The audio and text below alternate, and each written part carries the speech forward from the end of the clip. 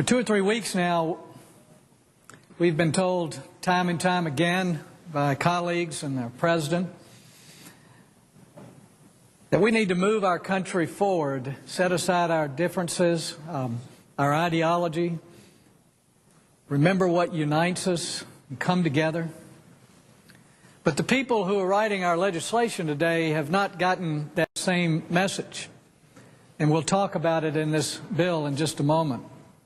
This morning I had the pleasure of sitting with a number of my House and Senate colleagues along with about 3,000 other people from all over the world, people of faith, and heard President Barack Obama address the National Prayer Breakfast.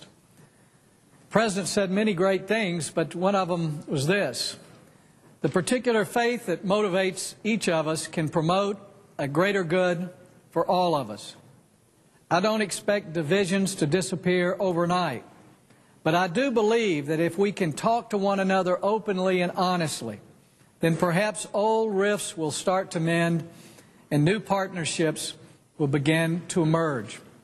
We heard President Obama, as well as former Prime Minister of Great Britain, Tony Blair, say that faith gave us tools to solve problems that could not be solved without faith.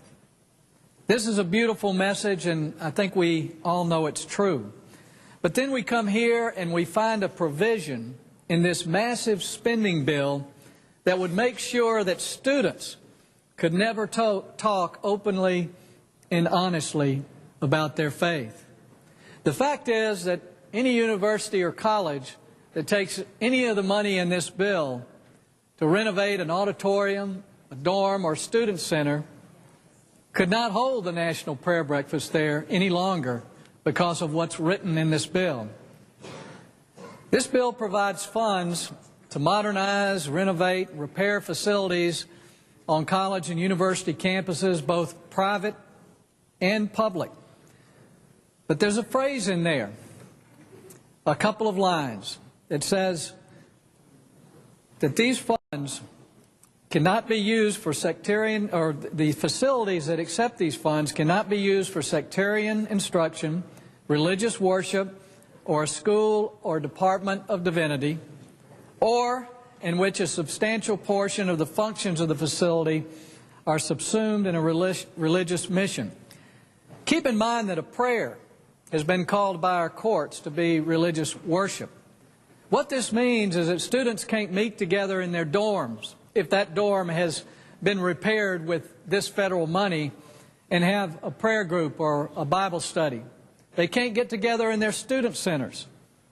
They can't have a commencement service where a speaker talks about their personal faith. What this means to universities is legal risk, threats of lawsuits from the ACLU if they allow any religious activity on a campus that's taken any of this money. It's not just the particular facilities. This money can be used for electrical wiring, plumbing, sewer systems, and other things that affect every building on campus. This language has been written by very smart lawyers to do what they try to do, and that's intimidate the free speech of traditional, freedom-loving Americans.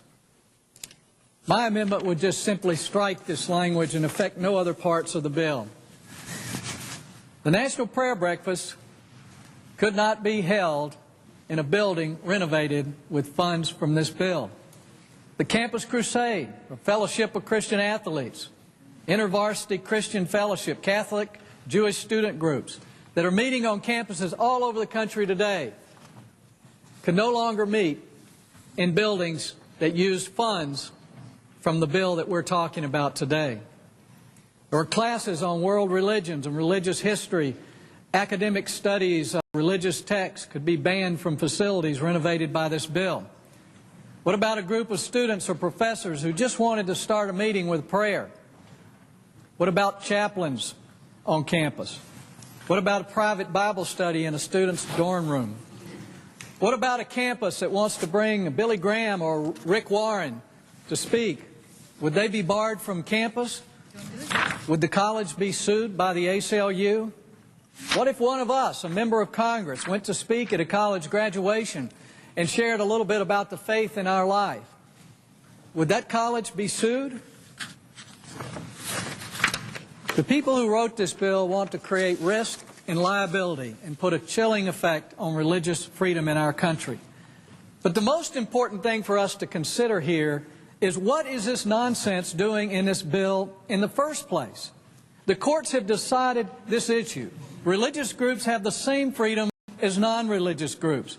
This has nothing to do with the economy and even less to do with stimulus. Keep in mind, this bill didn't write itself. Someone around here thinks it's a good idea to discriminate against people of faith, to deny them the education opportunities and access to public facilities. Someone is so hostile to religion that they're willing to stand in the schoolhouse door, like the infamous George Wallace, to deny people of faith from entering any campus building renovated by this bill. This cannot stand. It is in hard times that our society most needs faith. It provides the light that no darkness can overcome. This provision is an attempt to extinguish that light from college campuses, from the lives of our youth. In the words of the President today, faith can promote a greater good for all of us. Our varied beliefs can bring us together and rebuild what is broken and lift those who have fallen on hard times. Our culture cannot survive without faith, and our nation cannot survive without freedom. This provision is an assault against both. It's un-American and it's unconstitutional, intolerant, and it's intolerable. It must be struck from the underlying bill, so I urge my colleagues to support my very simple amendment, a few lines that just strike this provision that has already been decided by the courts, has no place in this bill.